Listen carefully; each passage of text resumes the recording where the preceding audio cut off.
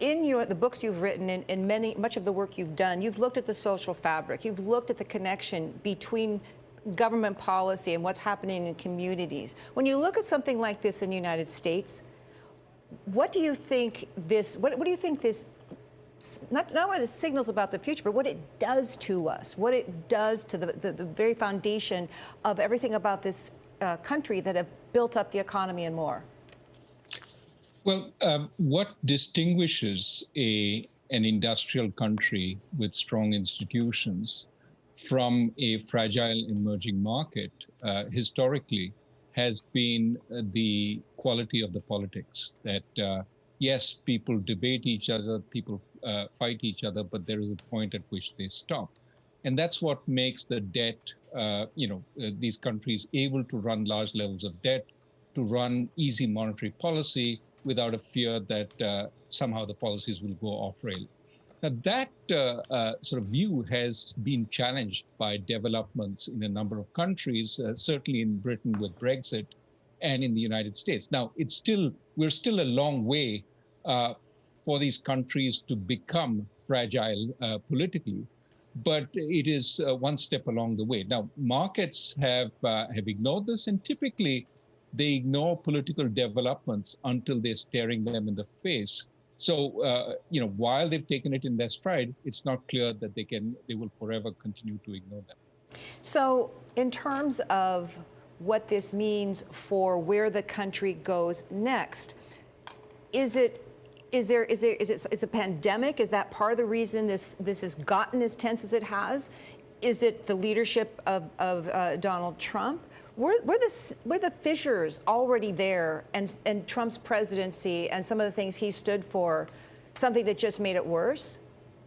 I think it's the latter. I think it's not President Trump by himself. He exploited divisions that were already there, and certainly his behavior has made things worse.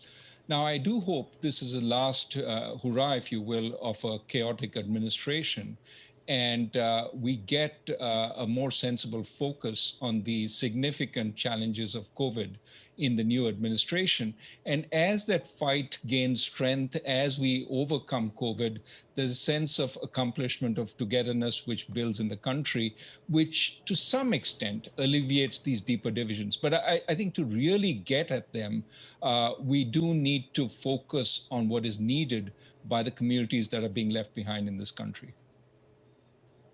How much of a chipping away of the institutions of democracy, of governance that we continue to see in the US, how much of that needs to happen until investors get to a point, and I'm wondering if you think that this should be the case, where we see a risk premium being associated with US Treasuries?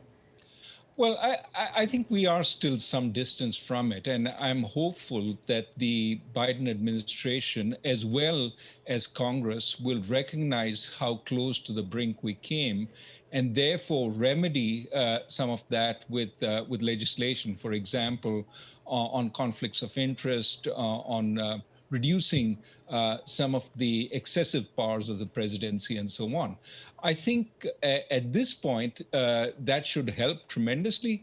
But I also think that the underlying fissures which existed before the Trump administration and will continue to exist will have to be addressed. For example, the pandemic has certainly increased the levels of inequality in this country, which often is the primary source of political friction. So I think attempts to reduce that inequality, provide better jobs, provide better capabilities for the people, that's something that this administration will have to take head on.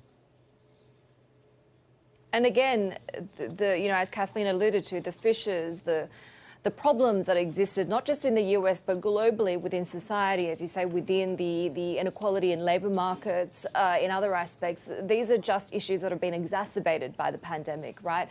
What aspect of that worries you the most? Because there's concern, for example, when it comes to bringing back a full and healthy labour market. There are a lot of jobs around the world that simply won't come back post-COVID.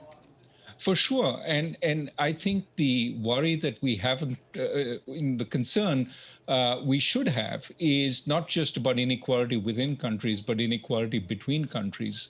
There are a number of developing countries and emerging markets which have not had a reasonable chance against COVID, that have not spent the amount of money in terms of relief, in terms of repairing their firms.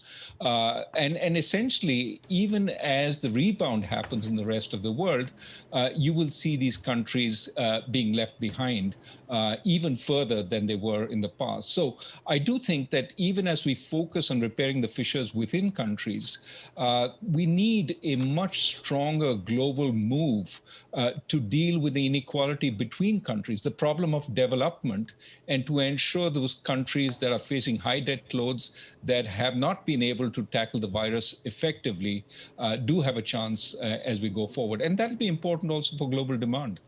So, Raghu, what about the concern some have that in some emerging market countries, in some developed countries, government stimulus, fiscal spending, central banks have kept companies that were kind of on the edge of over-indebted, over-leveraged, and barely solvent before the pandemic hit, maybe getting some assistance now, corporate bond buying by the Fed, et cetera, and that when this starts slowing down, that's going to be spur another wave of stress for the economy and for the markets, because there are businesses, there may be even some households that will be in trouble when they don't have that support. I think that is a serious concern.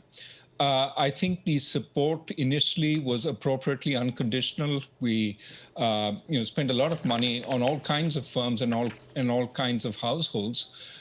Going forward, that support will become more selective, and we will see a number of businesses that really don't have a business anymore. It's disappeared. Think about how many restaurants are in the center of cities, and if office work becomes somewhat lower, maybe 10% lower, some of those restaurants may not have a viable business model. So my sense is that going forward, we have to accept that there will be a reallocation of resources, a number of companies will go bust, a number of jobs will have to disappear and new jobs will have to come. How to ensure that the economy is dynamic enough for that to happen, and ensure that change can take place. In the US, I think this is more easy now, given the nature of the supports that are given. Harder in Japan and in Europe, and those countries will have to make sure that as the rebound gains strength, they allow a few businesses to fail while supporting their workers. Do many of these emerging market countries have any choice but to go down this path and to continue to go down it until vaccine distribution is wide enough to get the virus under control? What else can they do? Well, they used to do this a lot, right? Have the central bank finance the government. And then as they tried to bring inflation under control, they stopped this financing of the government and made their central banks independent. Now, many of them are seeing the central banks again work in close cooperation with the government. Now, this is not entirely a bad thing if what it does is it just offers short-term support to the government. The government needs to sell a whole lot of debt to deal with pandemic relief. It can't really set about selling that to the broader market in the short term. It sells it to the central bank, and the central bank has a nice device to force people to finance it. That's called the central bank reserve. It dumps it on the commercial banks, and the central bank therefore finances the government. It can be done in small doses. It can be done for a small period of time. But over time, if you do a lot of this, then effectively what the central bank is doing is essentially forcing the financing of government debt into the commercial banks of the country. And it has a lot of deleterious effects, including possibly higher inflation and possibly the fact that there is no check and balance on how big the government deficits get.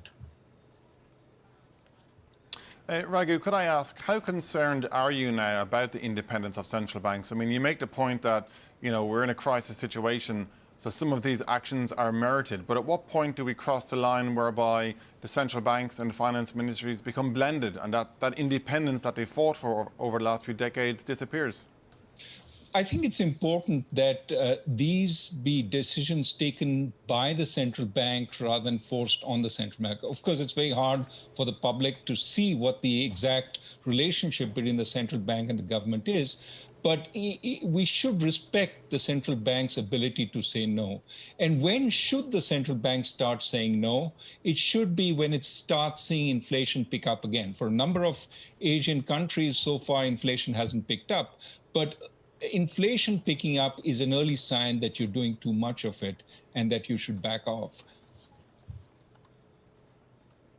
Raghu, I'm also curious about the issue of debt, not just debt sustainability, which we touched on earlier in the conversation, but debt productivity as well, right? You know, China's kind of the cautionary tale as to how you increasingly get less bang for your buck in terms of stimulus. Is that a spiral that you see global economies getting themselves in? And, you know, how does it end? Because we spoke to Carmen Reinhart from the World Bank, Kathleen and I did just a couple of days ago, and she said it doesn't necessarily have to be a Lehman moment when it comes to a debt crisis. A new crisis could be something much more insidious and incremental. Well, the accumulation of debt over the last 20 years, it's been significant and it has been steady. Now, of course, economists like Olivier Blanchard say it's not too much of a problem, given that the debt service requirements are not that high because interest rates have come down. But debt builds up and has to be repaid. It's a liability on the balance sheet. And it also constrains your ability, if you've built too much of it, to do things that you need to do in an emergency. We had in the US, debt before this pandemic of 80% of GDP. Now it's crossed 100%. What if we have a new emergency to do with climate change in 5 years? We will not have brought down this debt at that point. So it makes sense to pay attention. Now, the real question is, why are we building up this debt? In part, it is because of emergencies, but in part it is because we don't have sustainable growth. Larry Summers' secular stagnation is making it such that China has to inflate demand through debt issuance. The US has to inflate demand through credit growth and so on. So across the world, we are trying to push up weak demand with more and more debt, and ultimately that is unsustainable. Dr. Rajan, this year is supposed to be the year of global economic recovery, and one would assume then we might see less pressure on central banks like the Fed to keep supporting the economy. Is Asia vulnerable to a taper tantrum redux at any point? Is there any risk of a spillover to this part of the world, and is it in better order compared to what happened in 2013? I think markets take advantage of the promises of central banks. So even though the Fed has really promised to stay, easy for as far as the eye can see, we're not even thinking about reducing accommodation. I think markets are taking advantage of that and taking as many liquidity bets as they can. So the worry is that even as central banks promise sort of liquidity for a long time, markets are leveraging up given that promise. And so when the time comes to switch, unless it is really steadily sort of advertised and markets have time to react, a taper tantrum moment is possible. It's not going to happen this year because the Fed has said no chance we'll do anything. But over time, I think it could happen, and it's important. And this is where many central bankers say we should stop the markets from taking these risks, but we don't have instruments to do that. So, Raghu, what are you watching to see when some of these things start boiling over in a sense? Once upon a time, we talked about bond market vigilantes in the U.S. We know that in Asia, Bank of Indonesia has had to, and in India, well, with rupiah and rupee, have had to kind of bow to markets and watch their policy steps so they didn't get their currencies, overvalued, undervalued, their bond markets battered. Is that going to be a sign to you that maybe things are to the point where there's a breaking point where it's gone too far? Well, certainly the the long-term bond yields are being sort of controlled, even in some language distorted by central bank purchases, but they can only do so much in emerging markets. So the initial sign may well be, some worries about government bond markets. But even before that, it is possible that the spillover of easy liquidity into riskier and riskier assets would suggest the first signs may come from the credit markets, from lending drying up to private companies because you've gone out on a limb on the risk spectrum. These companies have leveraged up and economic activity hasn't been strong enough to support that debt, and you start seeing an increase in credit risk premia. So it certainly, the fixed income markets could be where it comes, but it could be more the credit markets than necessarily the government debt markets. Dr. Rajan, just before we go, I'm wanting to pose this question to you. We talked earlier about the scarring when it comes to global labour markets, the issues of inequality playing out with this pandemic. I'm wondering in what permanent ways do you see changes to global economies once we're out on the other side of this pandemic? Well, I don't want to end on a sour note. It does seem to me that some of the advantages that some of the silver lining in this pandemic is that we've made a lot of use of technology. And so it is possible that as we go forward, some of the productivity gains that we've anticipated for so long from technology actually are realized because we've reconfigured work processes to take advantage of, like the communication technologies we have and so on. So people, for example, may start going to work 3 days a week rather than 5 days, and those 2 other days they work far more productively at home. That would be one example of an advantage, and it's created by the pandemic because no longer do you have to show up at the office to show that you are a loyal worker. That stigma from staying at home has disappeared because we've shown we can work effectively from home also. I think similarly, emerging markets may be able to enter long distance services in a much bigger way than in the past. Do telemedicine from Manila to Chicago because now doctors can do, some of it. And it will benefit the US, which has a lot of need for medical services, but also Manila. So those are things that I think could actually happen and make long-term positive changes in our lives.